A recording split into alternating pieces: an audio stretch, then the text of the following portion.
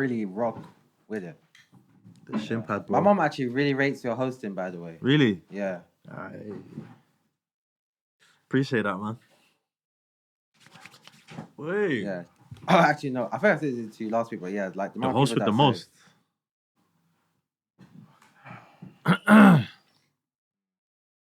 Aye, this week was a good one though. I can't even lie.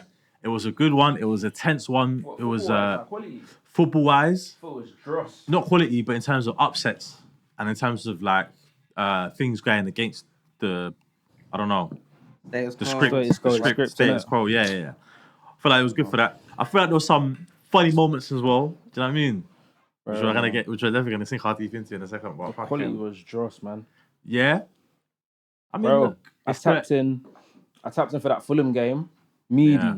Obviously, we already know what happened. Yeah. Then that Leeds Newcastle game. Oh my gosh, bro. Oh, well, my mate. Oh my days. You know what? I know. Watching the highlights, I was like, nah. Hey, Thames, are you sorted? Yeah, you've done all your pampering. You've gotten your stuff out. Yeah? I'm trying anyway. Yeah. Welcome back to the Shin Pad. Yes. Listen, guys. This week, I've got my boys as always, Temi and Will. We're going to be breaking down the action, talking about FPL, and not looking forward to next week's fixtures because there's no fixtures next week. But instead, we're going to be having a look at some Champions League groups and how we think we're going to fare in Europe, or how we think the English sides are going to fare in Europe. But before we get into anything today, boys, what's in your Shin Pad? Shall I get this one started? I'm very excited to talk about that one. Kick it off. So, what's in my Shin Pad this week? I wanted to have two things, but I'm going to choose one. I can't bring it with me because you need to be a licensed medical professional to carry this around or to use this, I'm assuming. But I've got a defibrillator. And the reason for that is Ismail Assar's celebration against Aston Villa. Everyone thought he died. He was on the floor laying down, playing dead. Out of nowhere, he gets up and starts running off to the corner to celebrate. I thought that was class. I think we need to see more celebrations like that. Fool the whole crowd, make them think you're dead, and then come back, backlash out of nowhere. It's just so unnecessary, man. It's brilliant. I thought it was so sick. I was like, listen, I need more of that. But that's in my Shin Pad. A defibrillator. Temi, what you got for me? Or Will, what you saying? We'll start with Will. Nah, you can end with the winner. Okay, fair enough. Hey, Will's coming on smoke. 2 minutes in, you know. Only if Liverpool did this on a weekend, but it took them 80 minutes to do this. But anyway, within 90. It's one of them setting the tone off the bat. It's one of them. Listen, It's one of them shows. But what's in my Shin Pad this week? Then I'm gonna say systems, man. Like just bring back the love of the game. I think it was shown on Sunday, shown throughout the season, even with a few players in particular. Firstly, with the Arsenal game, you've got a big target man like Glock 9. I don't think he had a shot on target, even a shot throughout the whole game. Look at Jack Grealish's recent revolution back. Yeah. All of a sudden, he's back to being that maverick type. Obviously, reason why he wasn't before was because of football systems. I think Gary Neville mentioned it. You'll see teams passing out the box freely, but when it comes to being in the final thirds, it's just backwards, sideways. So I want to bring back the love of the game. Very. This game week was just dross, man. It's a valid one. Listen, it might have been just to you. You might not have watched the right games. There's a couple of mad games. I can't lie. That Villa Palace game, I really enjoyed that one as well. There's a few. We'll sink our teeth into it, but systems. Yeah. Fair enough, man. Will, what have you got in your Shin Pad? For me, my Shin Pad, this one could have fit in my Shin Pad for real, but I just put it in my pocket. I was having a conversation with a colleague about match attacks because match attacks were kind of how that was like my introduction into professional football. I used to love playing it, but never used to love following it until about the 2008-09 season. And that was like the match attacks back on. It just got me thinking about as you can see here, it's not in mint condition. You got United on. But this was the Cristiano Ronaldo 101 club. Whoa. That year. Aye, that's a serious card, you know. That's pretty rare, no? Yeah. Like, if you had that mint condition, even now, I'm pretty sure without mint condition, it'd still be pretty, you know what I mean? Yeah. This was valuable. I think this was literally just after his Ballon d'Or season as well. Wow, man. And literally, and this, I brought it out because obviously it's 101 club, but then obviously prime Cristiano Ronaldo. But but it was the memory that got me thinking about it. It was like when I first packed it.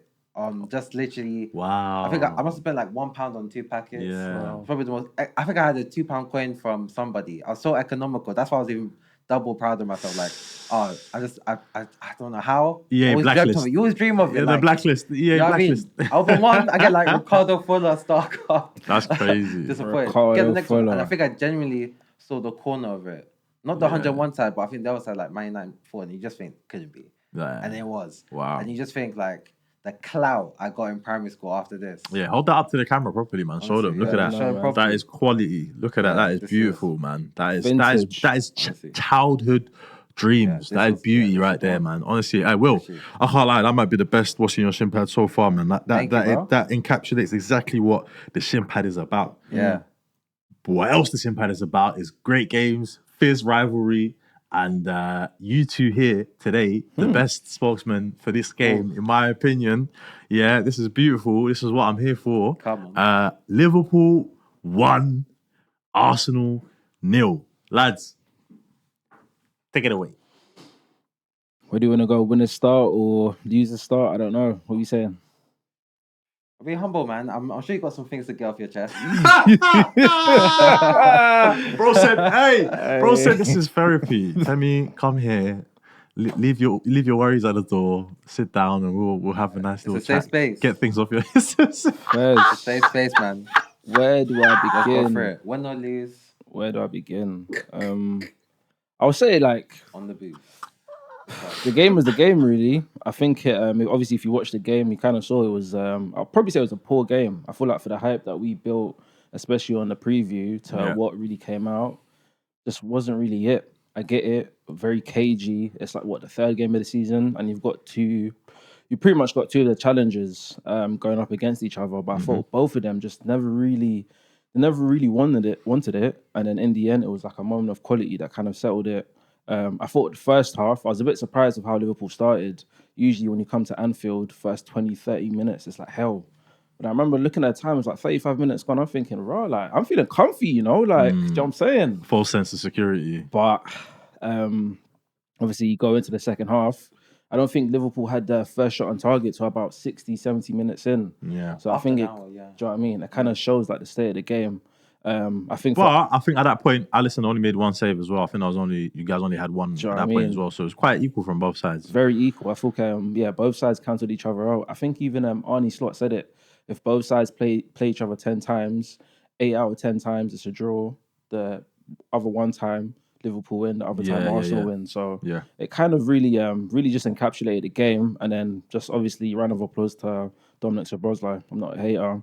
Absolutely cracked that one. And you know what, I've been waiting for this moment for a while because Szoboszlai was a big talent in the Bundesliga, even before that, but in the Bundesliga especially with Leipzig, the way he would crash long shots, free kicks on a regular. And it was like his biggest part of his game. But he didn't see much of Liverpool, maybe because Trent was being a bit of a a fascist over his reign over free kicks and all of these things. But I don't know. As soon as he stepped up to it, though, I remember I got flashbacks. I used to have him on FM. I got flashbacks of him just crashing it into the goal for me, and I'm thinking, you know what? Yeah, this is going in. And he stepped up and just. Boy, do you know what's for me? No keeper saving that right there. Just completely. I think Raya. Very Arsenal-like. I think he tried to blame the ball. He was like, the new ball, I need to get used to it. No, I'm not having that. I'm not having this propaganda be spewed out. This is what I heard him say. I saw the video. Sky Sports were very cheeky because the question they cut out before. The question was directly about the ball, and then they just started that little clip from when suggestive. Do you know what I mean? Suggestive, yeah. They got answered it. But I think to your point, I think as soon as I saw the position of the free kick, I remember there's a goal he scored for Hungary. Yeah, man. I think it was against Turkey. I said, give it to Sobo at 100% he bags. It goes in, top left, hits off the post. I said, game's done. I saw Salah try to stand over it. I'm so glad you mentioned that. That was literally the first thing I wanted to say. When I saw these two standing over it, I was like, God, get away now. Salah, don't think that because I was scared. Because Trent's gone, I was like, Salah can like he pull could rank. try and He can exactly pull do the rank. fascist thing. He could try and do the fascist thing, but I he was didn't. thinking like, okay, what did this man do in free kicks? Because I'd rather see Van Dijk take it than Salah. I agree with that. I agree with that 100%. But Salah I would have think, just put it into row Z. But yeah, go on, sorry. I think just to wrap things up, especially from Arsenal point of view, a few questions need to be asked. Number one, Zubimendi in midfield. I know it's 3 games in, it's very early, but I can't lie. Yeah. I'm watching closely, Zubi, Yeah. I'm watching closely. I said this in the first game and I kind of got a bit. Do you know what he did? And I'll give it during pre-season where I feel like it's a bit of a slower pace. Yeah. He was able to like show his real technical skill. But Yeah. with the Premier League, man, It's quick pace and power and physical. Do you know what I mean? And if you have a DM who's going to be in front of that back four, you need one that's going to be industrious and make challenges as well. He's not shown that part yet either. As well as making those... As well as making the passes. And yeah, exactly. Didn't do that. Martinelli as well. Oh my goodness gracious me! We know this though, man. We know this. Do, but the I don't know. He's in trouble in school. In school when you get in trouble and you have to look down at your feet because you're ashamed of everything what's going on. He just looks down at his feet the whole time. He's ashamed of the way he plays football. Do you know what I mean? It's just sad to see. A guy who doesn't play right back locked him out. Yeah, crazy. That's insane. Crazy. Yeah, that was peak to be fair, man. But Martinelli, Arsenal had this issue. I know they brought in Eze to solve it, but Eze is not an explosive winger, and I feel like they still miss that profile. Maybe in certain games they might need it. I don't know, but Martinelli as a player maybe coming off and impacting the game might just be good enough. But in my opinion, do you Arsenal think he wants Not that? to start. Pardon? Do you think he'll be okay? I mean, obviously he'll try and fight for his place, but No, of course he wouldn't be happy with does that. what we think he's gonna do, he's gonna lock down that place. Even the number 10, I think he could fight with Odegaard for that. I agree with that 100%. 100%. So if Martinelli is now a bench player, what does that say? Last year at Arsenal, does he remain? How long does he have left in his deal? He's got a few years. I think it ends like 27, 28, most likely. But I think he's just gonna have to accept fate. Like if we want to push to be a title winning team, not even contending. I'm sick of contending. We need to start. we need to start picking up silverware because it's just getting dark, man. 4 years as a bridesmaid, please. I want to be a bride, man. I'm begging for it. I'm begging, please. I'm on my knees. This is long. Aye, this is crazy. Pause. But lastly, it's mad. Hey, look at the way these men are moving, bro. One loss. It's already everything's exploded, isn't it? But there's a bit of context with that. And just lastly, the gaffer Arteta.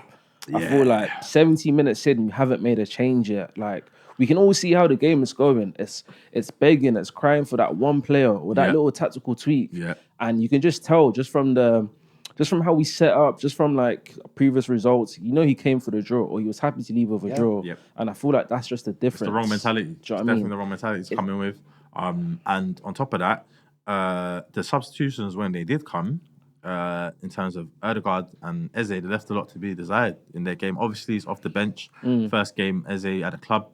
Not going to expect too much from him. I think he did all right. I think he showed flashes. He showed flashes, exactly. Flashes for sure. Odegaard, I don't know. Let's be honest. Mudryk, once upon a time, he showed flashes. Yeah, exactly. That's what I'm saying. Yeah, he did. I'll never forget that. But, I was thinking, but Will, hey, you guys got saved. you did. I can't lie. Yeah, Will, what did you think of the game? Big win for Liverpool, innit? It was unbelievable. I screamed the house down. Because honestly, those ones where, as a Liverpool fan, I'm anytime we stand over a free kick, I'm like, yeah, this one's in. But that one, I was just when I saw Sabosa over it, I was like, there's a chance.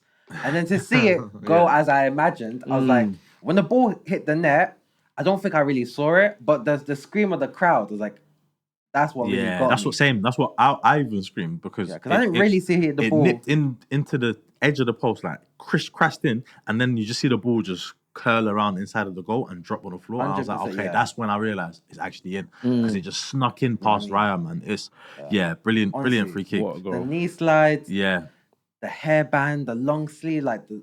Bros, I'll get Fernando Torres. I'll get that Fernando Torres. Do you want his number or something? Like, he's getting flashbacks. Bro, he's getting flashbacks. Bro. A man said last week, let the fans enjoy. Yeah. But I was doing this. Speaking of, exactly, last week. Instead of this, speaking of last week, it was that. It was that today. Boy, it was that. Hey. But also, speaking of, last week, the predictions that we made, Temi, you did say 2-0. you said he was coming away with something. Didn't happen. Will, you thought it would be a much more comprehensive victory. You said 3-1.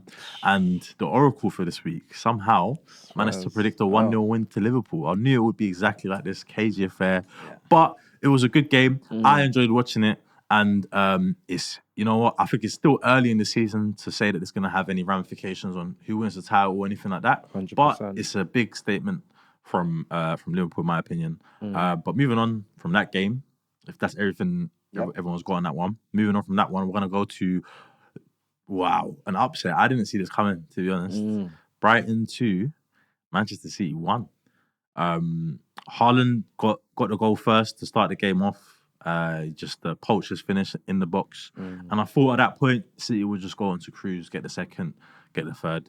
Brighton were looking at fives and sixes, mate. They weren't at it, to be fair. And then out of nowhere, you get a penalty. Milner steps up. I think that was the oldest goal scorer ever. Am I wrong? Ooh, he's got to be now. He's old as hell, anyways. My point is, I just can't think of anyone that would have. One of the oldest stepped up, got the penalty. I think there was a stat that said James Trafford was born a month before James Milner made his debut in the Premier League. Wow. Yeah, so that shows the guy's longevity, man. Yeah. He's also one of the youngest ever scorers as well. Yeah, I think that's, he was. Second, I think. Yeah, second youngest and second oldest to score in the league. So that's hey, listen. Yeah, kudos to him, man. And Brighton managed to turn it off. Again, 2 substitutes off the bench. Milner came on as a sub and Gruder come on as a sub. And Gruder, man, the composure there on that finish. Take it around the goalkeeper, put it in the net. Things are looking bad for Manchester City. What are you man saying? What did you think? I mean, we can tease it a little bit. It made sense why Man City made a certain signing today. You know, because I'm thinking moving forward, you look at the options they've got. I don't know if Ortega's still at the club. I remember seeing news that if he is, he's got no future there for sure. He was told that he could move. I think I definitely remember seeing that. Report. Trafford, Edison, what's his name? GG. The new signing, Donnarumma. Poofed. Yeah, and you're thinking this is going to be a massive signing for City. You think this is what they need? Yeah, I think this one places them right in the mix. I think. Oh wow! You know, we'll talk about, you know, obviously like transfers and the significance, but you know, just a little one. I think Donnarumma is a generational goalkeeper. This is one of the few young talents who actually lived up to what they were. Very true. He was about since he was like 16. He was about 16 years old, starting for AC Milan, and he made the right move. He left his boyhood club. It took a bit of time, but we saw it last season. We've seen it for Italy as well. You know, I think he was even player of the tournament. But this is the thing, though. I feel like the reason keeper. Yeah, the reason that Enrique is looking to move him, though, I don't think it's not that he's not a special goalkeeper, but it's that he kind of lacks a bit with passing out of the back. That's what the statement is. That's always been a big criticism of him. Yeah. So with I don't think Enrique wants to say. I think it was a board decision at PSG. Really? Fair enough. I'm certain. Okay, fair enough. That makes sense. I think Enrique, if he had his way, could have kept him. You think there's some Illuminati upper board crazy stuff? He would have signed a new deal. Actually, like he's heading into last year. That's what I heard. This talk was, which is it's so weird football these days. Like it seems like there's no trust, and you know what I mean, there's treachery going on, especially with as we will get on, or we should actually. The Isak deal, obviously, that happened with Liverpool as well. How long that took to get over the line. And the treachery behind that, how he thought that he should have, you know what I mean, and all of this stuff. I feel like, man, there's a lot going on. But City, man, I hope that it continues, and I hope that they can not be as big of a team. But at the same time, when you've got players like Haaland, Oscar Bob again was so good, but I don't know, they got undone. They were undone by Brighton. They had no ideas after half time. They didn't, literally, as Pep said, they didn't play at all. I did say, I feel like I did say this in the first part. I didn't expect them to be I didn't even put them above Arsenal as title favourites, because to me, I'm like, they're in the rebuild, and I acknowledge that. You know, some rebuilds, you know, it can go like Manchester United's, or it can go like even like Liverpool. It just depends on who's leading it. And I have so much faith in Pep Guardiola. I don't think he needs a long rebuild. No. He can get it after a season, because he changes his system ever so slightly every year anyway. Yeah. So, you know, I feel like he needs more. Definitely need the defense. I think they just let Akanji go on loan to Inter. Yeah. That looks like obligation to buy, but under hard conditions, supposedly, as reports say. So, you know, I think they need more in defense, they need more in a couple areas, but they'll be in the mix, because Donnarumma is a keeper that he'll win you games from stops he makes, honestly. Fair enough. What's your definition of the mix quickly? Because I feel like I'd say they have a really good shot at the title. Raw. Two losses at this stage, 2 out of 3 I games. expect them to be in the title race for sure. Okay. That's a big title statement, race. man. Yeah. Well, a team that's definitely not in the title race, our next game, Manchester United 3, Burnley 2. Bruno with an absolutely stupendously late penalty. Again, how many times did this guy get late penalties in games, by the way? I remember there was that season once where the game ended. And they used a defibrillator. It was Brighton. And they used a defibrillator that I pulled out on Shin Pad, the same one. They used that to revive the game, bring it back, and say, Bruno, come. Fergie tax. I don't think I've actually ever seen that. Do you fit? Nah, no one's ever seen that. And you never see it again. Time also was gone. Yep.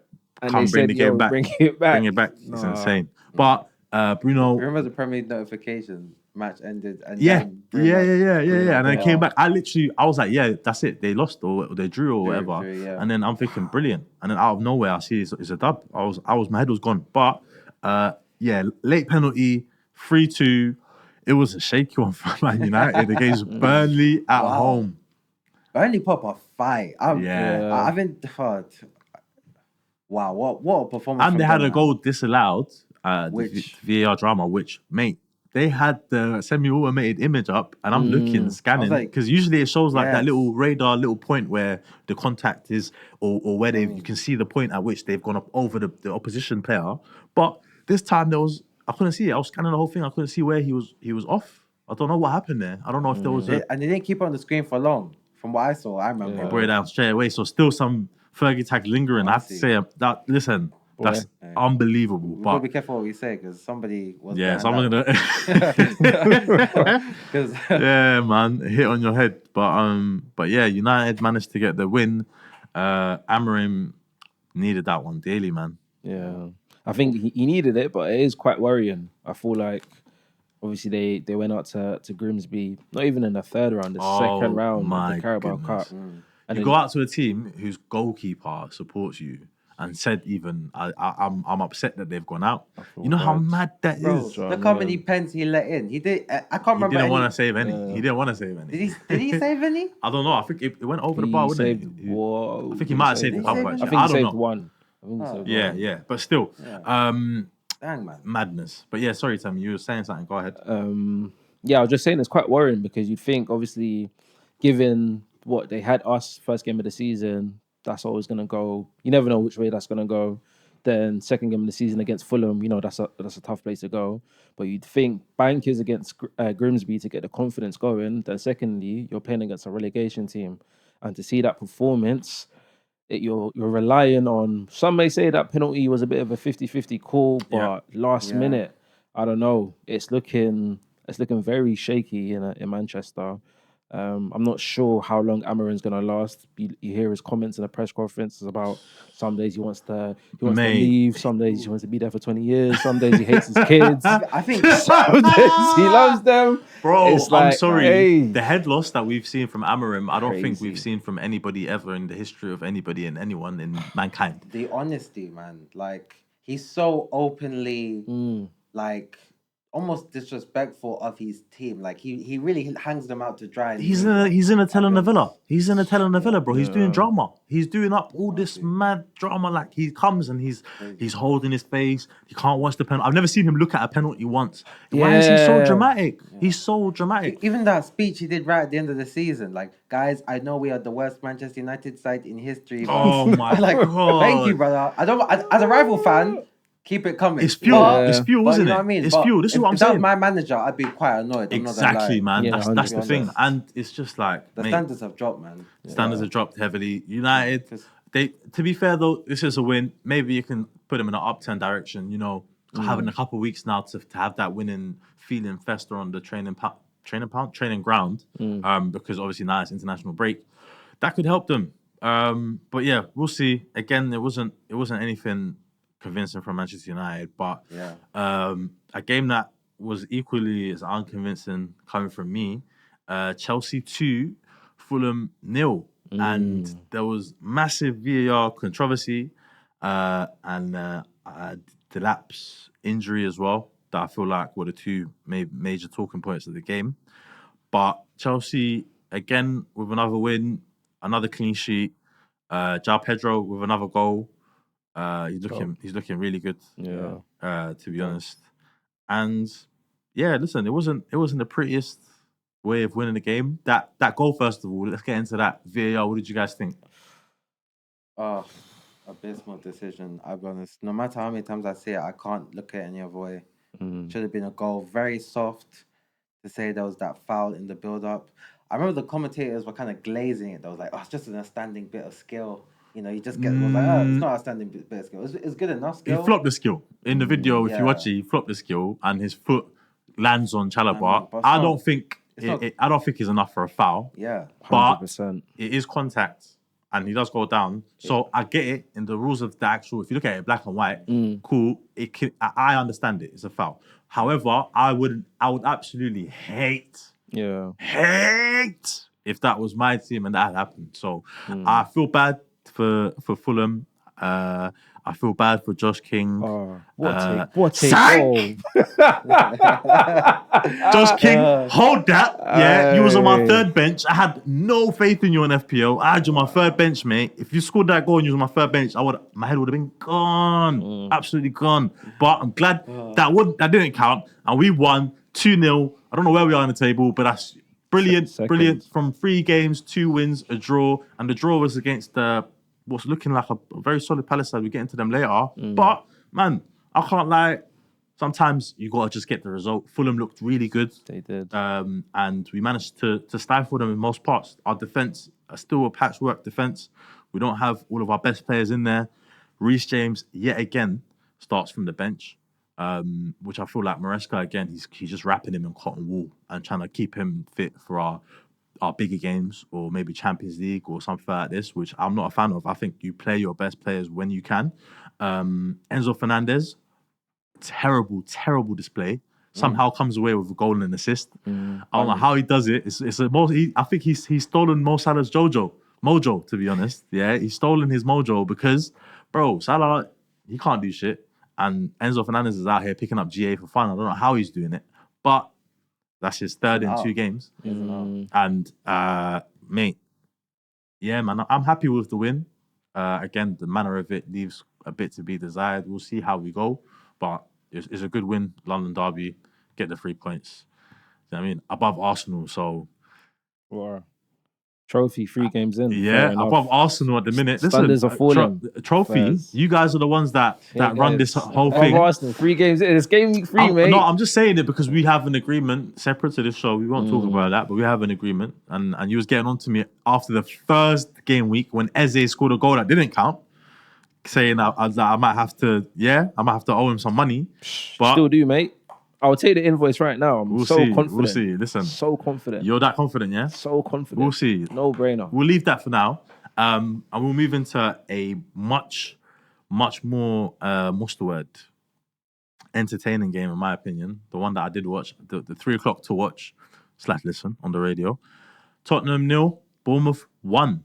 And before we get into anything, I was, again, somewhat a future sight. Somewhat, what's it called? Had some future vision here because I said last week that Bournemouth would beat Spurs 1-0. Did you? I did on the pod. What did I say? Temi, you said that Spurs would get the dub. Let me look through quickly. Let me look exactly where it was. Temi, you said 2-2. You said Desmond, and Will said Spurs would win. Okay, Spurs. But Bournemouth, man. They did it again. And they're showing, again, why they're a team that when people look at them and maybe doubt them for sometimes, they come out with these results. Spurs, same as well, where you think they're going good. Same but opposite. You think they're going good and you think they're doing something. Look, they beat City last week. Everyone's like, yeah, Spurs are looking like the real deal. Bournemouth at home. They fumble. What did you guys think of the game? Did you guys have a look? Yeah, this was one I caught live, to be fair. Yeah. And I was looking at this thinking... Yikes. The way Antoine Semenyo was dominating Pedro Porro. Running the game. Honestly, I think to myself, yeah, and I don't know what it is, but I had like this light bulb moment. I was like, you know what? With Bournemouth, they've done the right strategy. They've sold their defenders for big price tags so they could keep some of those attacking players. Even Solanke, they sold him for a big fee the season before. Yeah. So it wasn't like they had to cash in on Semenyo or even I quite like Tarvin. Yeah, I think he's someone who can still take that next Yeah, step. Tavernier is a very I like him as well. I think mean, he's a guy who comes up with like big moments as well from time to time, and he's got a crazy whip on him. So I think he's a quality player, man. Even our guy Django as well, really good fee for him. Yeah. So honestly, like guys like Semenyo, I think he even signed a contract extension. Yeah. And I saw an interview about it. Like I was like, wow, this guy's really down to earth, a centered person. Like I could see the reasons for why he's staying.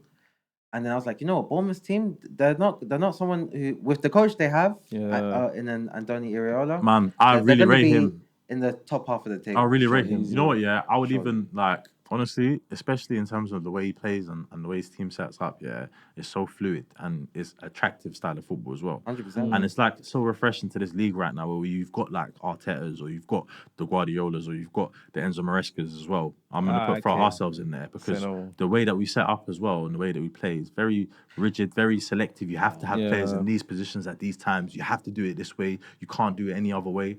And I feel like that refreshing approach from Iraola, I really like that. And I want him to be my coach at Chelsea, to be honest. And I wanted him last season because I wasn't a fan of what Maresca was doing, even though he feel got like the job winning in those the end. trophies disguised a few things. It did. Because there was questions being asked of him. Yeah, man.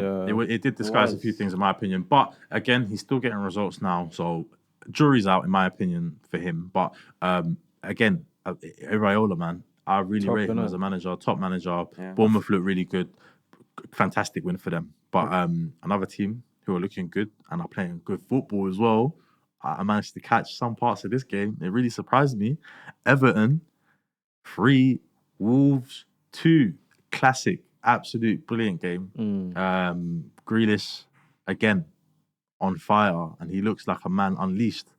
Who else in the game? Dewsbury Hall. And Die. Bro, man, I can't lie. These guys, they're looking good in the attacking positions. They've got some good, like the way Grealish and Dewsbury Hall linking up. Man, they look like they played together for years. I don't know if they're both from around the same area or what, but man, they're linking up and it's looking quality. What did you guys think? So annoying, man. Yeah. This time, and now I do think, and I don't know what it is yet, but that boost of having a new stadium, aesthetic, and it even pains me to say it, like.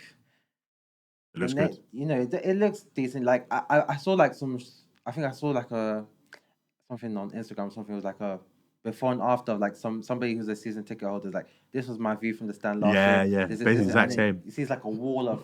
So it's like those kind of stadiums, they help generate better atmosphere. I like those stadiums as well because they're not like the bowls that we have these days. You know, like the Emirates a bit of a bowl, the Wembley like a bowl, all the Spurs Stadium a bowl. I like the box stadiums, man. I don't know what it does. It gives you that feeling of like you're in a stadium. Something like Borussia Dortmund's like signal to apart. Exactly. I really like that. Yeah. Even though Trafford, if it wasn't falling apart, it could and should.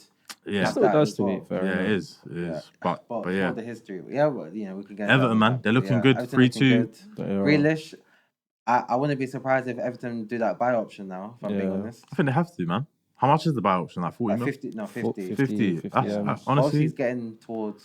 Yeah, he is. He is. But still, I think if he continues the way he's going, I think that 50 mil is a pretty easy obligation to snip up. But I think Wolves as well, they look good in this game, even though they lost. Like they showed some good moments. Menetzi, his pass for that Juan goal was unreal from the right hand side, swerved. I was like, yo, that's a fantastic first time finish. Great finish as well.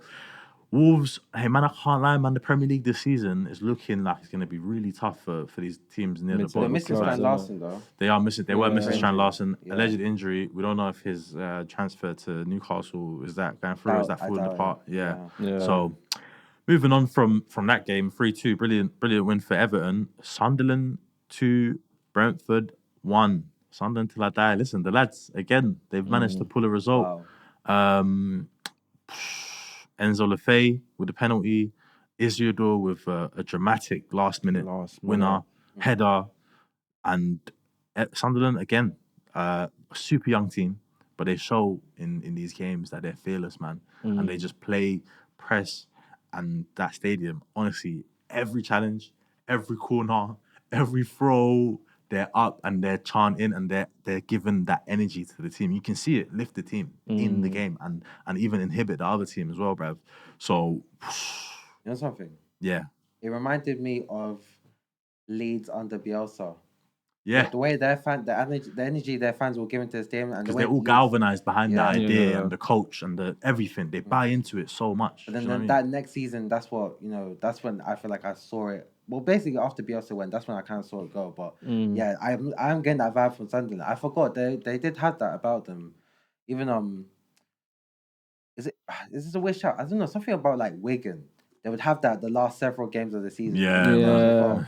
These guys by the skin of their teeth, they'll stay up. And Sunderland, for as long as they could, back in the day, they were similar like that as well. Exactly. Just about. And I they've honestly, had a couple great escapes. Yeah, I really wish and I pray that they can stay up this season because Sunderland are a team that you'd love to go to. Like if you're going to any game, if you want to go to an away day, you want to be at the Stadium of Light, man. It just feels like it's something special. Compared to being an away fan at St. James's Park, it's not a viewing experience. Yeah. It's not a viewing experience at all. They're both quite similar, to be fair, in terms of the actual the atmosphere, because it can be hostile. It depends on what the game is. For you guys, the other day, that was mad, mental hostile. Oh, yeah. Obviously, because of the stipulation, battle. the Isaac situation, and the jeopardy around it as well. And they played fantastically well.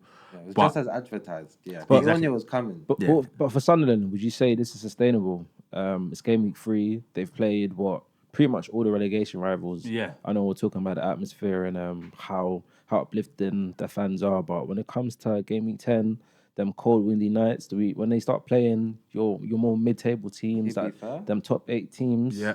They made a couple signings today that I would not have expected a promoted team to be able Exactly, man. And they didn't spend crazy money on either. I really like Gertruda. Yeah, Champions League proven player, and then you've got he's a quality player. Yeah, and Bobby as well. Yeah. And that's He's only a because good player. I was shocked they got him because one of the best players in the Dutch league. that was only because they Chelsea terminated Mark Hughes' loan deal. Exactly. So it's like they're different level players. I don't understand how, because Mark Hughes quite young as well, and they're different profiles, but they're both physical. Big strikers, to be honest. I think it's a good show of ambition as well. I think this is one of the best transfer windows I've ever seen from a promoted team. And they're young. They're all young. They're all under the same sort of identity of playing. Yeah, they got young, even club owner as well. Yeah, he's like 35 or something. Yeah, he's inherited his wealth from his dad passed. I think his dad was the owner of Marseille. Aye. His dad passed. I think he got Marseille, and I don't know. I'm not sure 100% about this, but this is the story that I've heard. And yeah, man, he went and bought Sunderland, and he's been properly into it and like a big part of the rebuild. So, you don't know for a random thing. He's best friends with Ismail Dembele. He is. Yeah. He's friends with a lot of French footballers. He's best friends with Birdies, man. But yeah, Sunderland, great win, and yeah, super happy for them. And another team that I'm very happy for. Is Crystal Palace 3, Aston Villa 0. One thing I want to talk about before we get into the actual events of the game. Mateta, when he scored, did his casual, usual celebration, which I think is fantastic. The shirt's tucked in, he jumps up, gives a little fist bump, then jumps and scissor kicks the flag. I think it's a brilliant celebration. On this occasion, unfortunately, the flag slipped out and fell on the floor. Yeah. And he gets a yellow card for kicking the flag. I thought that the linesman was involved in that because he's done it probably 8 out of 10 times now. Yeah. I've never seen I've never seen fly. it. I feel like that's a mind game from the groundskeeper. Sorry, probably just didn't stick it in hard enough, knowing. He probably will bang, and then he's on a yellow card. Come on. Hey, that's hilarious. That's not checkers, man. Yeah, that's insane. Imagine trying to find. Price. It didn't work. It didn't work. But back to the drawing board. All the groundsmen going forwards. Hey, little tactic for you there. Just, I saw. Stick it in as hard. I saw. I don't know who. I think Odds Bible posted it on their Instagram or whatever about the situation. You see Cole Palmer in the comments saying "game's gone," and I was like, "Yeah, it is. The game's gone, man. That should be. There should never be a yellow." But yeah, 3-0 Palace. Gahey goodbye in the best fashion. What an absolute brilliant goal. Obviously the penalty for Mateta's goal, brilliant penalty. The guy, he takes penalties like, I don't know, man. He's in a park somewhere. He just walks up to it and just slides it in. But yeah, good game for Crystal Palace. Last week, the predictions for this game, I'm gonna go again because I was the oracle again here. Yeah, you were. I went for the Crystal Palace win, 2-0 against Villa. I think Will said 1-0 to Villa and Temi 2-0 to Villa. But again, woes woes for Villa, man. It's not looking good for Emery. It's not looking good for Morgan Rogers. It's not looking good for Ollie Watkins, who I'm hearing some people are starting to call him Mr. 2 because he only gets 2 points in FPL. Why are man just picking They're him? calling him Bon Clay from One Piece. Mr. Oh, 2, yeah. Baroque works. Mr. Von Clay. If you know about One Piece, If yeah, you know, Bon you Clay know. Samar. Yeah. If you know, you know. Mr. 2, that's Ollie Watkins because he only gets 2 points, man.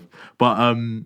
But yeah, Rodgers as well. I can't lie, it's their system again. He's playing so centrally. They started with wingers where the wingers weren't playing wide. It was so strange. And Rodgers keeps drifting into this left pocket.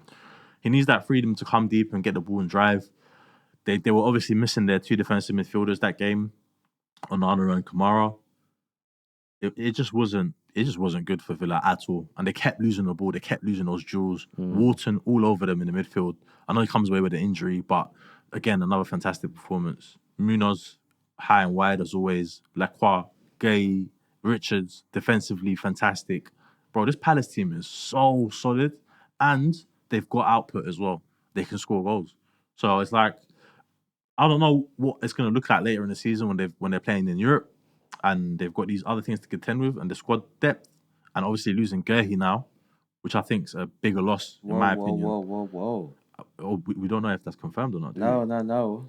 A bomber dropped whilst we've been recording. Really? Yeah. Deal off. Oh my Alhamdulillah. word!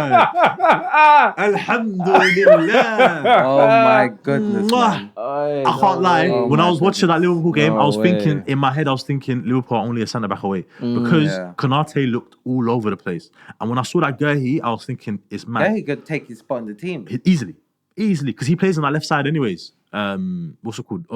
Virgil plays on the left, but Gerhi's unbelievable anywhere you play him. He's such a good player, and I think he would have really taken you guys to, and he's a leader as well. I know, that's massive. So they don't lose Gerhi, which means I think this Palace team can win the title. No, I'm joking.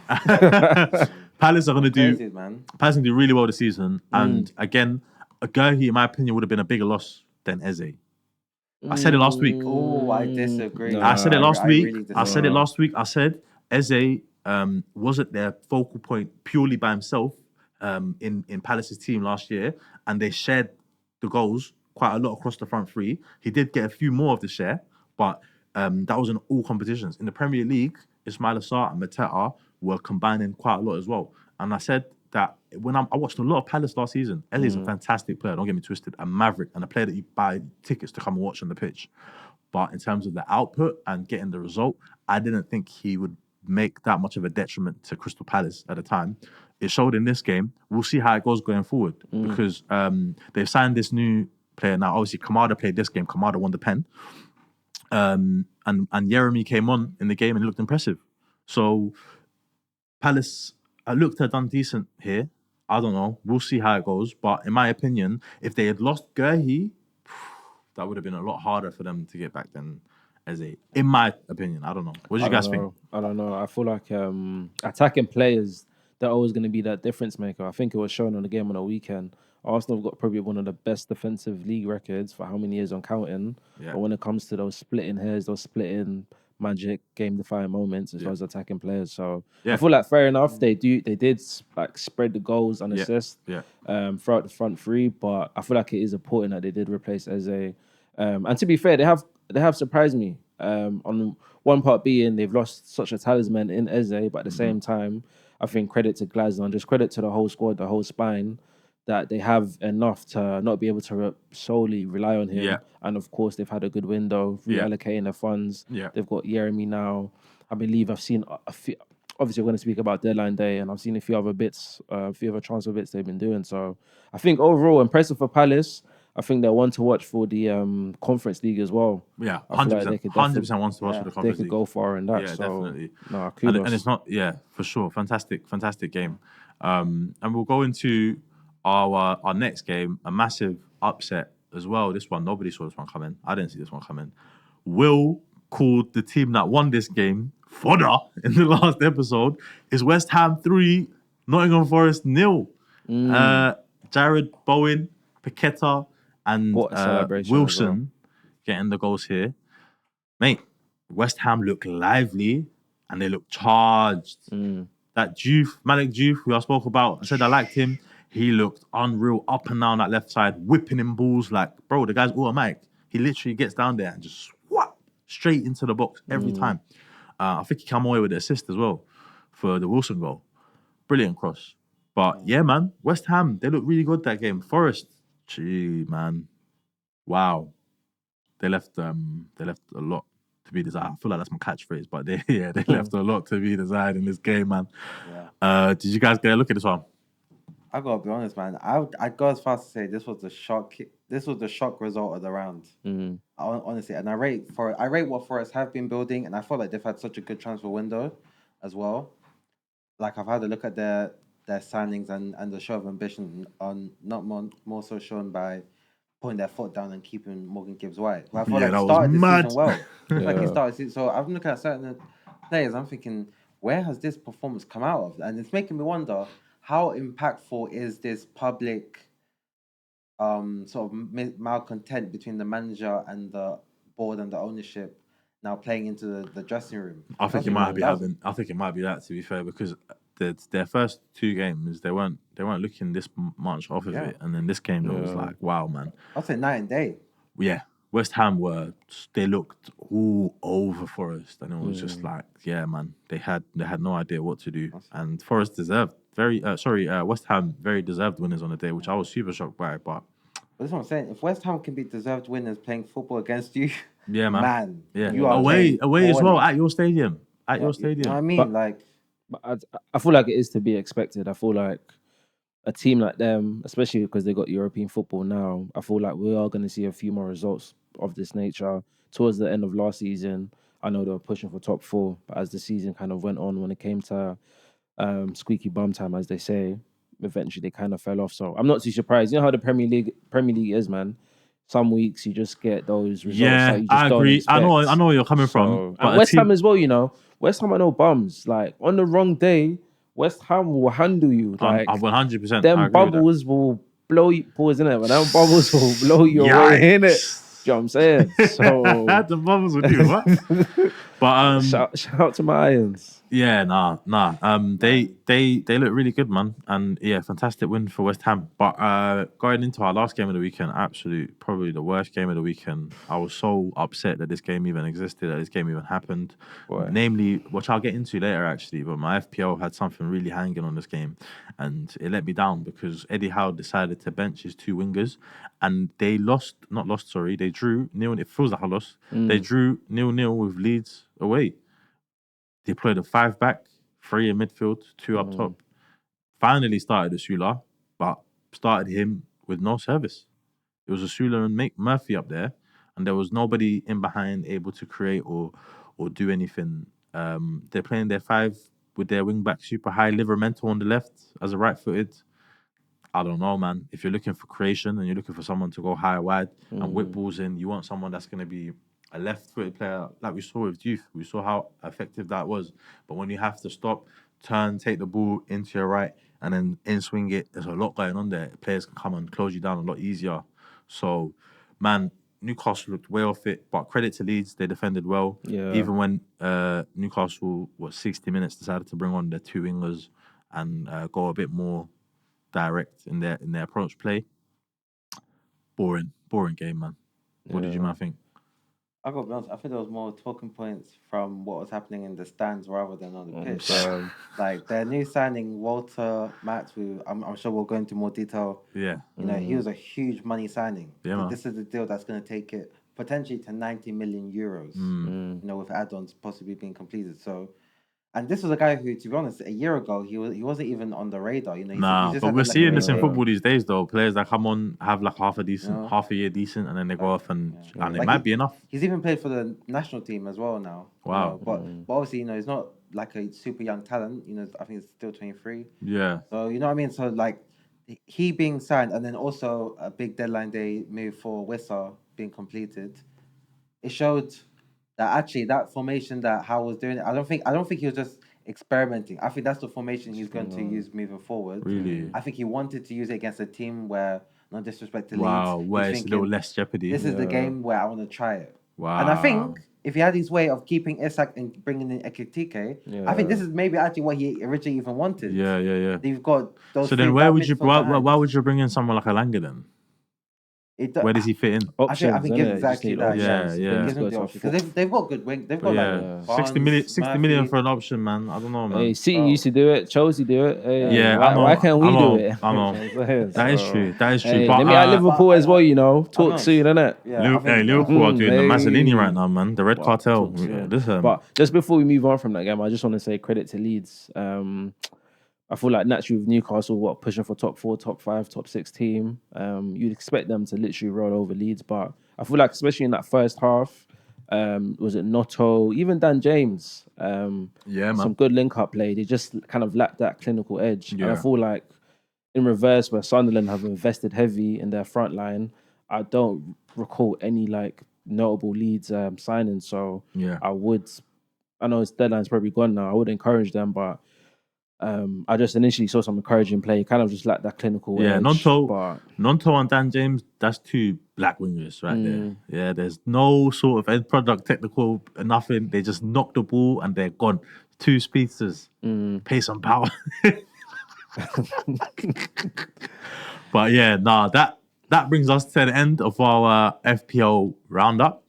Yeah, man, pretty cool weekend of football, and there's not going to be us looking forward to this week, because there isn't a next week. There is international break, which nobody cares about. Bin it, put it in the bin. But you know what? Couple of weeks off for the players, I don't mind it. But now we'll go into FPL Corner, and we'll talk about our teams, lads.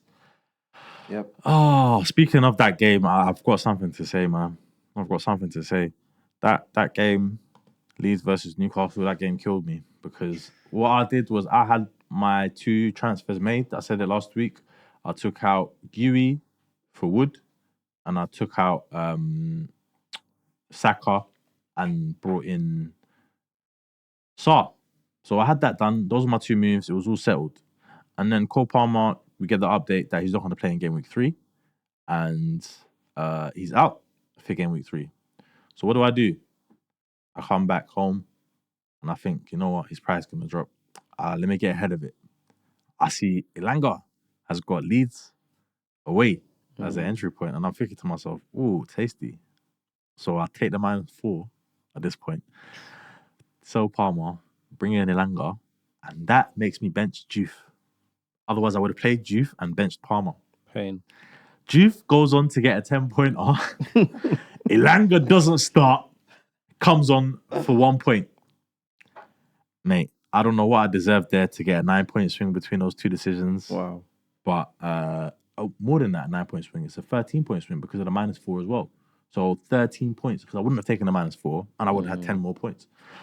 Absolutely dreadful decision making. But going through that, we might as well go through my team. It's going to be up on the screen. Dog eat dog world, man. Yeah, it is. It is a dog eat dog world. But I got saved, to be fair. I was going to have a drastically bad week. The first couple of days weren't great. I had João Pedro, which is good. He got me the points. But then, obviously, Euro goes on to concede twice against Burnley, not get a clean sheet. Reece James didn't start yet again. So I only got 1 point for him, and we ended up getting a clean sheet. So that's 2 clean sheets I've missed out on Reece James now, because if I had to choose any other Chelsea defender, I would have had 2 more clean sheets there. That's when you let bias get a hold of you. Use the sentiment, man. Trust me. I need to move. I need to move to Chalobah. I need to move to Cucurella. Yeah. You know what it is I let my heart make the decision for me at the beginning of the season. I thought he would be here more. He is there. He's on the bench. I don't know why he's not starting. Maresca, again, he's got things to answer for that, because we are a better team with him on the pitch, and that's a fact. Reece James is a quality player. But Milenkovic, 1-pointer. Again, no one expected West Ham to do that. So it is what it is. Pedro Porro managed to get very late DEFCON in this game and got another 2 points added on. Alisson, I played him. I went for it. I had a feeling with the 1-0 I said last week. I had a feeling, and it came off, and he managed to steal 2 bonuses. So I don't know how he came away with 8 points. That saved me. What for? I don't know. I think it's the corners. You guys were peppering corners all day, and he kept coming out and claiming them. So I think it was that. And he made one pretty decent save and a couple of recoveries. And Sarr scored, which was good for me. And I captained Haaland which helped out because he managed to hold on to 3 bonuses somehow in that Brighton game. So I came away with 54 points in total. Obviously, the -4, so that means 50. It wasn't bad. It could have been way worse given the -4 that I took. And yeah, man, I'm okay with it. I think the way I should be a lot happier because of where it was going, to be honest. But yeah, I'm cool with it. What did you guys? Who wants to go next? I'll jump in. Temi? Bit of an average week, to be fair. Hit 52 points, took the -4 as well. I think my big 2 calls last week were to get the United boys in. I was thinking they got Burnley at home, relegation fodder. Them boys can get a bit of a stat pad. little was I wrong. So I had obviously Palmer and Saka injured from the week before, so I got in Mbuemo and Cunha, and I also brought in Eze, assuming he would start. And only one of the 3 kind of really worked out for me. It was Mbuemo, obviously he bagged. I know he was close to getting an assist, but Amad Diallo can't finish his dinner. He can't. And then Cunha had an absolute stinker. I know, man. I captained him, thinking, he's one going point from your to captain. Yeah. Boy, he came off 4. Was it not even 4 minutes? I don't know when he came off, but it was he came off early. Within 30. Do you know what I mean? Something like that, man. And then for the rest of the team, shout out Granit Xhaka, last minute assist, but barely got any points for that. And then João Pedro as well. I can't lie, consistent. Glock 9, I can't lie, we're gonna have to have some conversation. Empty chamber. Do you know what I mean? He's running with his luggage. I don't know what's going on, or even more than his luggage. He's got a whole cupboard on his back, bro. I don't know. It's looking like whenever we play the bottom feeder teams, that's when to have him in. But them. Mark Gay. You had Mark Gay. I had Mark Gay, and shout out him. He's my player of the week. I don't know what possessed him.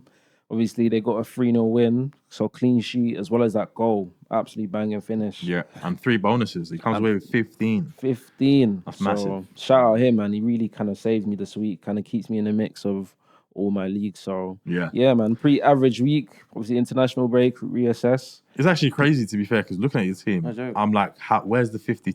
I don't know where it's going. I'm like, I need to count this. Because it's like bare 1 point, 2 points, 1 point, 2 points, 1 point, and then 15, 10, and 9. Elite. I feel like those three really helped you there. Do you know what I mean? That's massive though.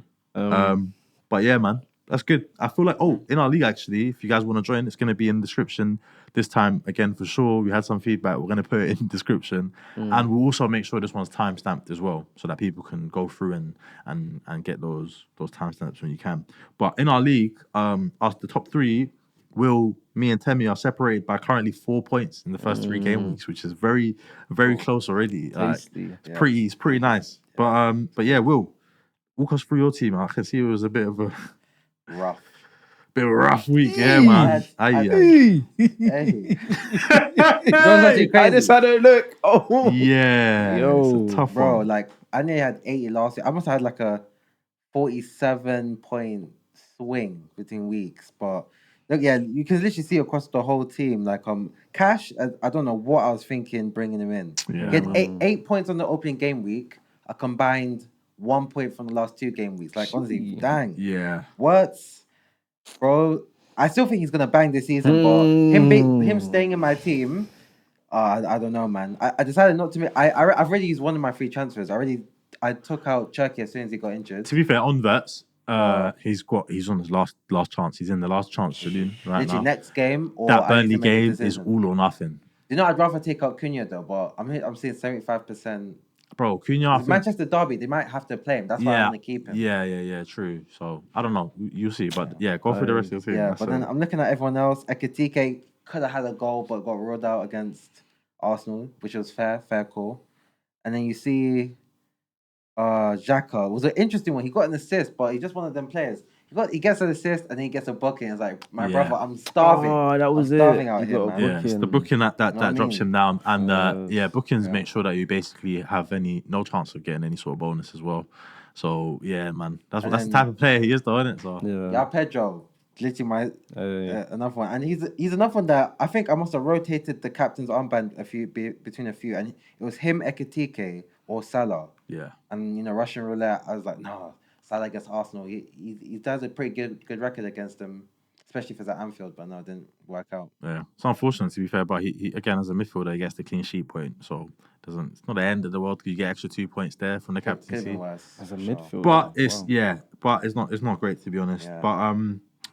But yeah, man, FPL it's got its ups and downs. Again, there's gonna be weeks you get a mad score. There's gonna be weeks where it's just a Mazzolini, man. You gotta just take the ups with the downs. Does anyone know what transfers they're making yet, or are you guys waiting for international break? I made a transfer already.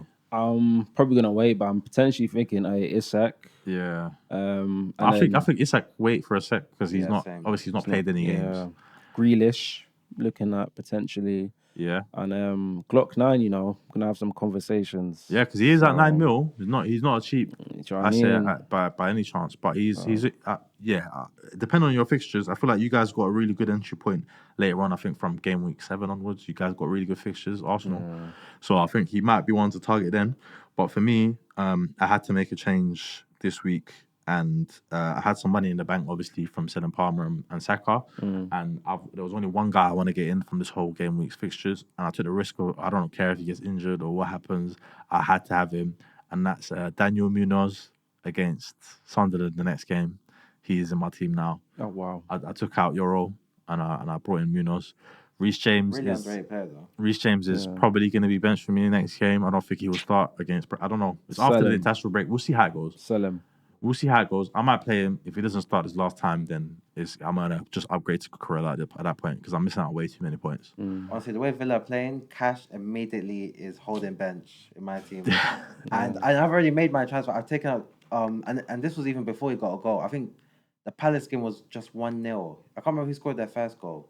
But I just brought in Sarr. Mateta scored their first goal. I was looking at Sarr's fixtures, and I'm thinking that I already had Sarr for this one, Because I was going to wait for after this game to bring him in, but then I looked at his record against Villa, and I was like, he's scored in every game. Oh, wow. Wow. Yeah, he scored in every game against Villa. I hate people like you, man. Do you have the FPL?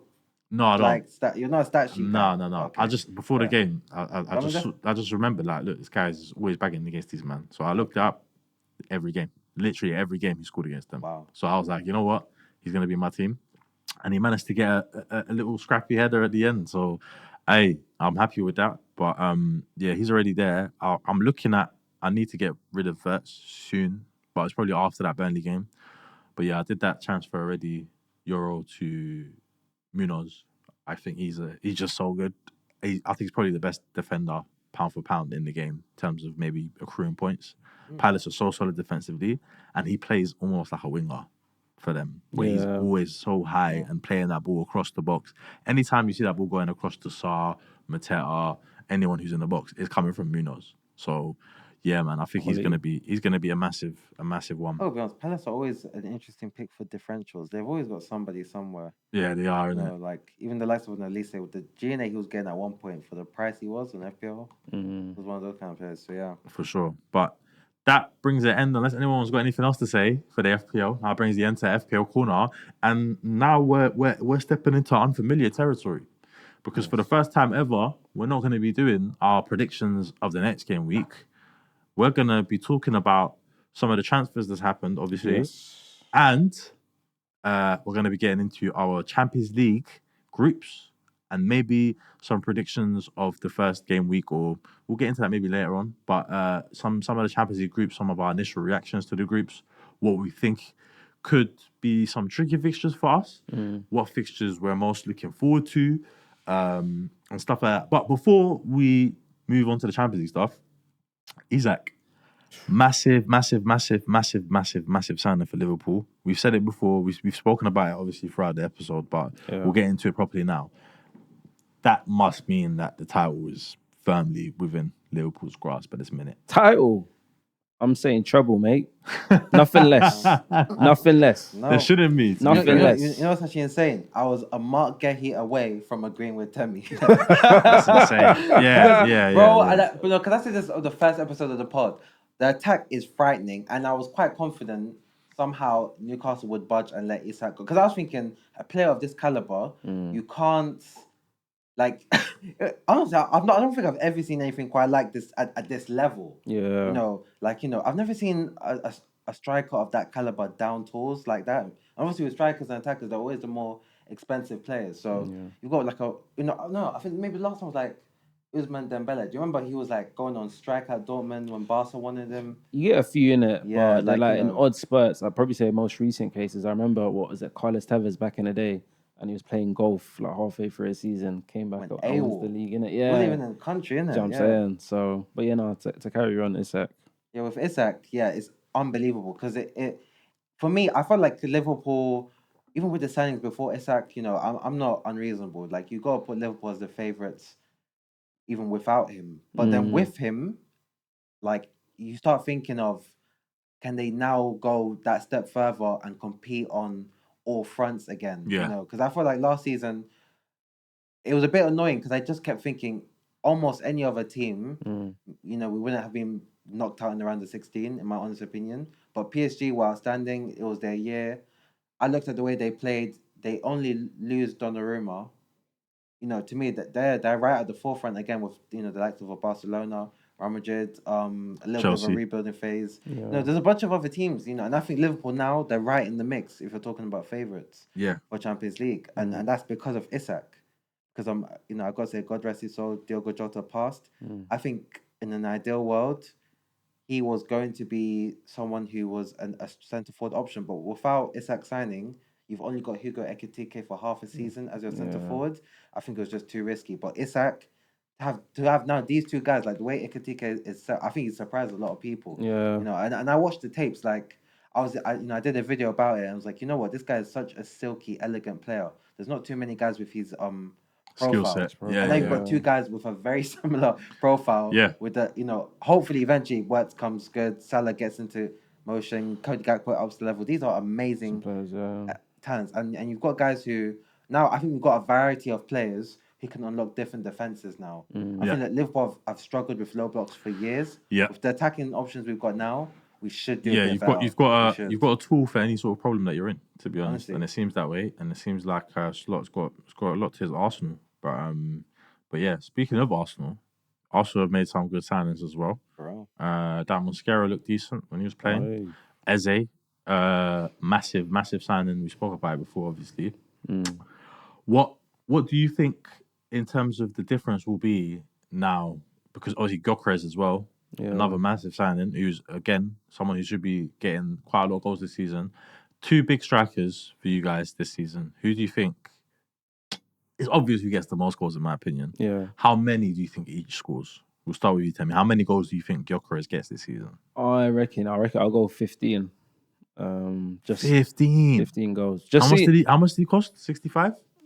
65, 50 M's in between that bracket, 50 to 60. 15 goals. That's Nicholas Jackson levels, bro. That's 20 It mil. is, but he's being valued at 80 million, so it kind of works out. You look at the age Fair as enough. well. This change of tone is mad, you know. No, but it's true though, and I feel like you look at the first 3 games that we've played. Yeah. He barely gets any service. Yeah, and he's not. Arsenal's got a big issue there. Do you know what I mean? He's not a shot creating forward as well, like a Ekitike that can. Say you've got Eze in the lineup. Say you've got Saka fit. You still think 15? Yeah, 15 to 20, innit? I think 20 would be a very good season, but I'm just not convinced. If you look at the stats, I think outside the set pieces, I think our XG for open play goals it's relegation for the standard. standard. Yeah. Do you know what I mean? So I'm not really expecting much. And with Liverpool, you've got Mo Salah, you've got Florian Wirtz. Like, they've broken the British transfer record twice in one season.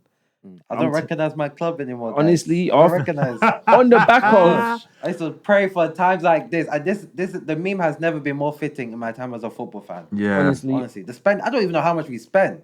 He doesn't care. You don't care. I always used to know the exact decimal that Liverpool spent. Yeah. We don't go crazy in Windows. Do you know what I mean? Like, it's a good feeling, isn't it? Hey, it's a good feeling. It feels good. We're not gonna spend money for another 2 years, but I'll enjoy it till then. Honestly, I'll enjoy it till then. On the back of a title-winning season, when they finished 10 points clear of the nearest challenger, you got City in transition, Chelsea, they're still up and coming. I think, expectations need to be on Liverpool. 100%. Florian Wirtz, 115. Yeah. You've got Ekitike, 70 to 90 M's. Hey, my gosh. Hey, man. we're talking Are we euros. doing the watermarks? British transfer The Sheshko record. thing, 90 million euros. British 100 transfer million. record for Isak. Chinese numbers. If I do not see a treble Yeah. minimum, if not a double, Yeah. I think real conversations need to be Yeah, had. bro. You know, I'll say it on camera, double at least. Double at least. But like I said, though, well, you know what would actually be crazy? I'd be happy if Liverpool only won the Champions League. Literally, I'd be so satisfied. Fair enough. enough.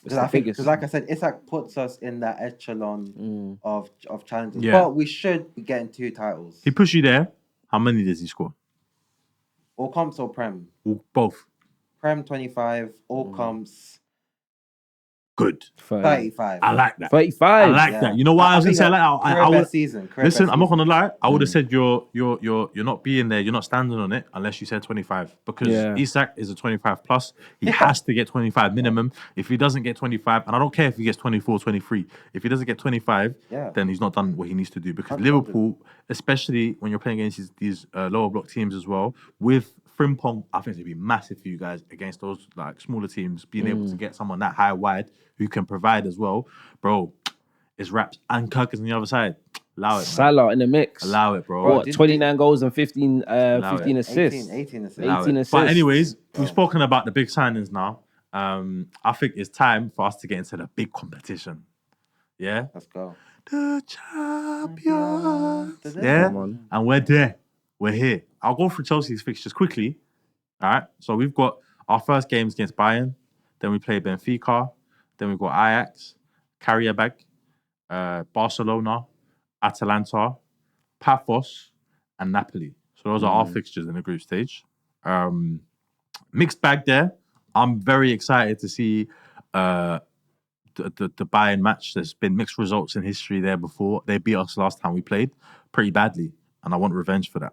And I think we're in a good position to do that. Nicholas Jackson grudge match because he's going there for sure. There's a bunch of Is that confirmed? Yeah, that is confirmed. confirmed. Yeah. So it's a loan this season. The agent had his way, you know. Yeah, bro. It's a loan this season with the obligation to buy now. Is it obligation? Oh, wow. Yeah, they switched to obligation now. And for they're paying 80, a higher loan fee. and they're too. paying a higher loan fee, They which is need Bayern. 16.5 million loan fee. I've never heard anything like that before in my life. Guys, we need to talk about Bayern. Have been getting little, bro. This is not the Bayern I know. Nicholas Jackson, firstly, someone- I don't know what did I think they might be looking to play him off the left with Harry Kane. They've got Luis Diaz. I think it's just more backup, really. Yeah, it's a bit I'll of a be mad honest, one. If you pay that much money for Jackson, are you thinking of Kane moving on soon? Then that's a question.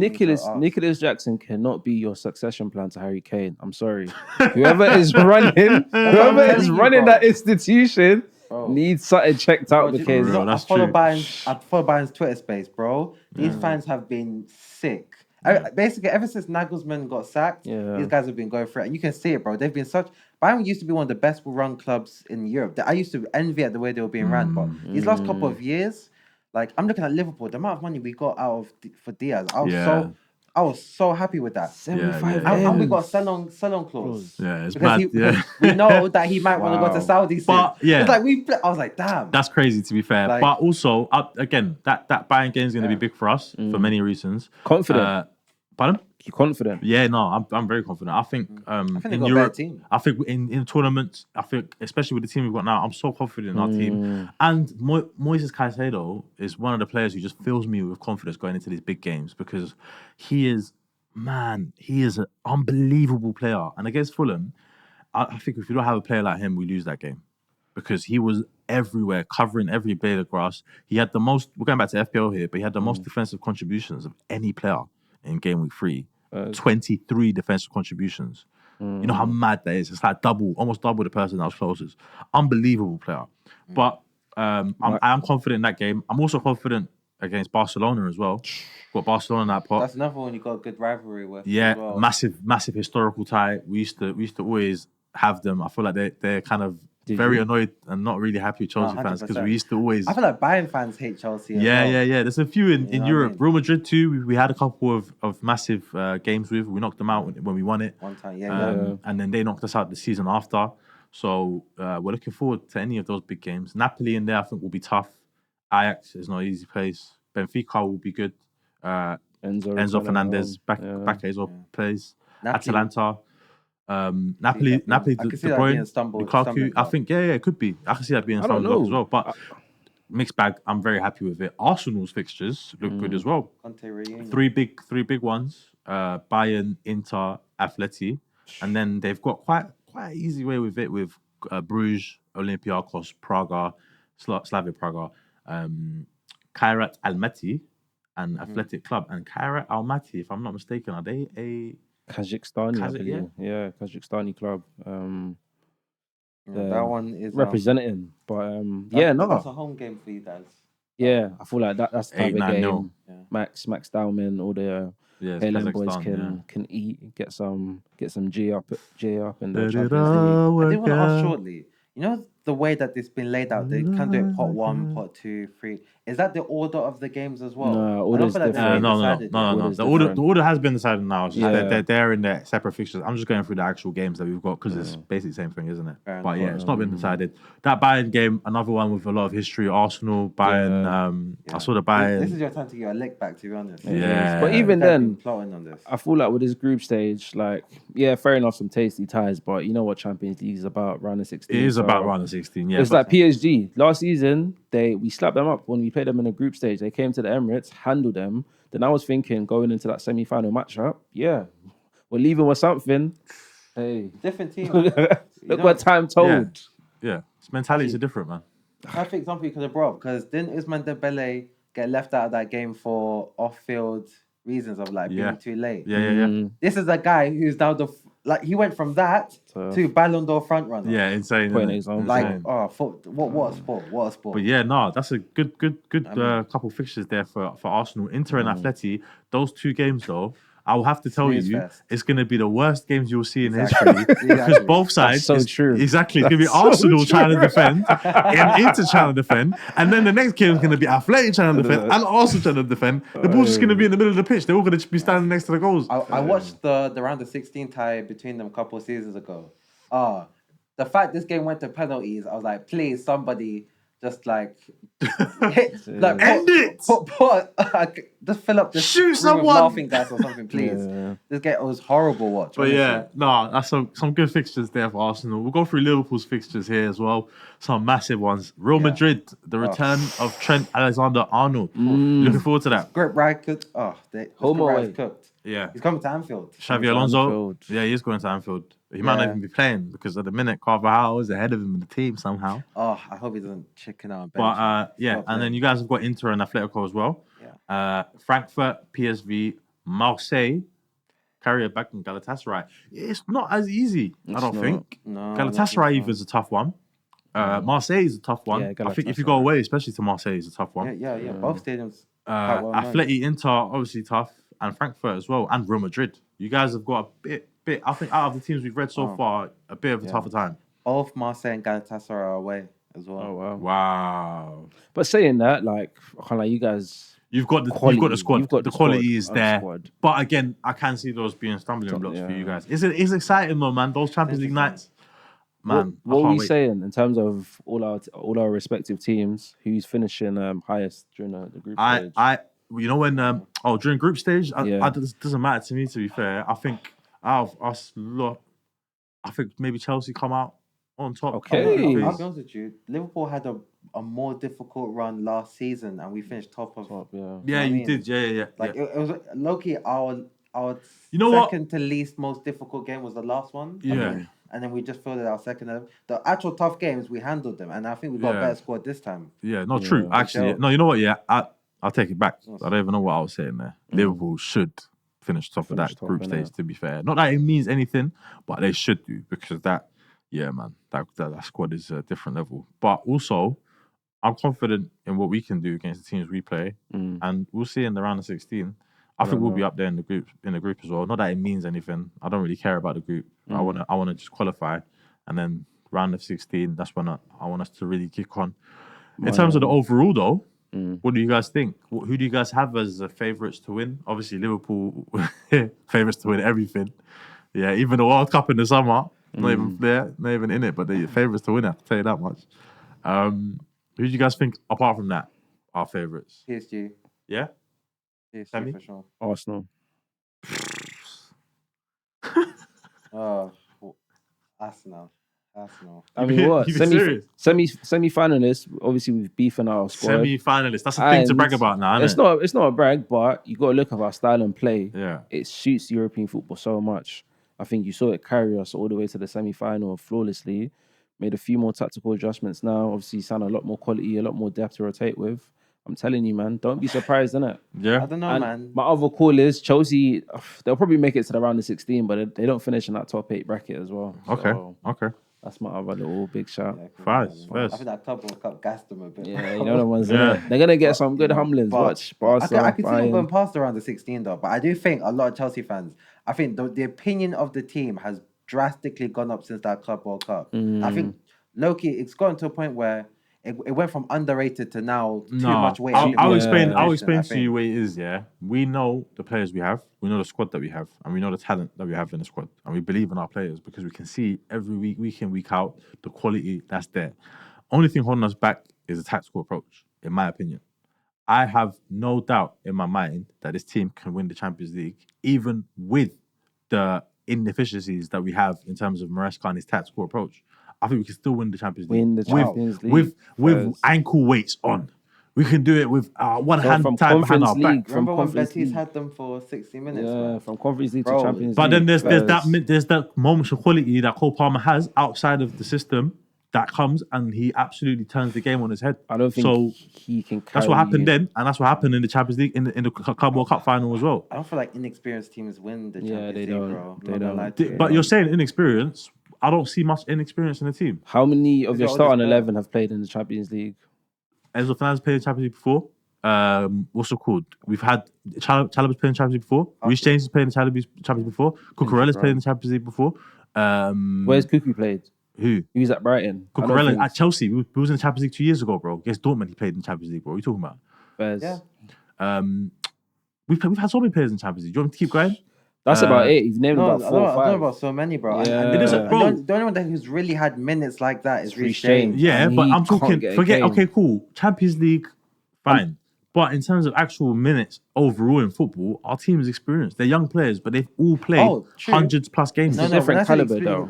Experience in Champions League, maybe that's different. But again, you can only get that by playing. So experience can be a good thing or a bad thing, but you don't know how it can affect. Chelsea, round of 16 max. That's the Forest they'll go around of 16. We'll see. If that. We'll see. They might get to that little playoff stage, crumble, but that's my prediction. All right, fair enough. And that's our hot takes done for the Champions League. I think we're done talking about the Champions League. You said PSG to win, Arsenal. Sorry, who are you? Who have I got to win? Yeah. I've got Chelsea to win.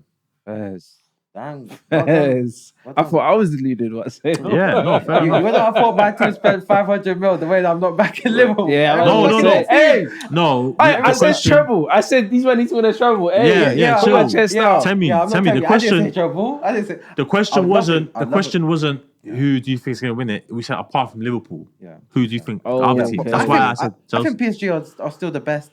They're still the team bro, to beat. we dust them out. We dust them out already. You man say it didn't count, Club World Cup, whatever. But that way that we played that day, they had nothing. You glorified preseason. I don't think it was a fluke. Apart. Yeah, I don't think it was a deserved win. I don't think it was a fluke. I'm just saying, like, I feel like Chelsea fans are now seeing, because this is a team that didn't play Champions League football last season. I think Chelsea fans do see their team as, yo, we belong here. We should be doing. I remember Chelsea scraping last day of the season to get top 4. Doesn't matter. Doesn't matter you're there. Like you get how you doesn't matter you're there. But we should have been there. We were scraping it because of our, in my opinion, our manager's inability in those games we were playing against low blocks for him to change his tactical identity and to go more direct for us to get the goals in those games. If we'd won those games, we would have been top 4 at a canter. I said before the season started, and I got mad ridicule from this from my friendship groups all over the place. I said before the season started, especially given the situation that Chelsea was in and the ridicule about the club, 500 players, there's no space in the changing room, all this stuff. I said Chelsea will come top 4 and we'll win a trophy. And what did we do last season? We come top 4 and we won a trophy. It's £1 billion squad. And I can see, fair enough. Cool. I can see that as well. And we've assembled, in my opinion, a quality £1 billion squad. We've got quality all over the place and depth as well. A depth that you guys haven't even seen. Nobody even knew about Esteval. Palmer went down. Esteval's coming in and he's affecting games in a massive way. Watching closely. I knew about Imagine we've got... I know you did, but not many people did. Yeah, but as I'm saying, imagine we've got not saying that type of level, but I'm saying in every position, we've got deputies who can come in and do a job to a high quality standard. And we're going to see it over the course of the season. And I think it's nothing crazy to say that in a knockout game like this, in the Champions League, that Chelsea can go far. I think we can win it. But at the end of the day, that all remains to be seen. It's been another fantastic episode at the Shin Pad. Yes. Make sure you like, make sure you comment, make sure you subscribe. And here at the Shin Pad, I've got a saying that I want to bring to you guys. Always wear protection. Take care. See you later. Take care, everybody. Out.